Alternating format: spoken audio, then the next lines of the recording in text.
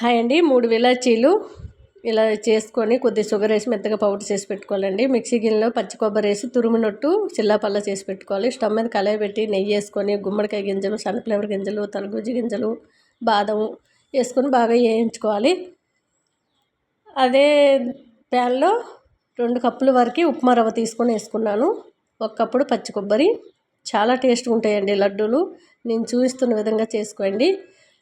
రవ్వ అంతా వేగాక సైడ్కి తీసుకొని ఏ కప్పుతో అయితే రవ్వ తీసుకున్నామో అదే కప్పుతో కప్పుడు బెల్లం తీసుకోవాలి. నేను బెల్లం పౌడర్ వేసుకొని కొద్దిగా వాటర్ వేసి ఇలా జిగురు పాకం అయితే కంపల్సరీ రావాలండి. అప్పుడే లడ్డు టేస్ట్గా జ్యూసీగా ఉంటుంది.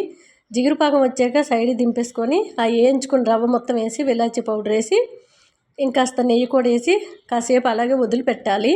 అప్పుడు ఆ పాకంలో నాని లడ్డు అనేది చాలా టేస్ట్గా వస్తుంది. ఒకసారి ఇలా ట్రై చేయండి. బెల్లంతో లడ్డు అదిరిపోయిందండి. పిల్లలు పెద్దలు అందరూ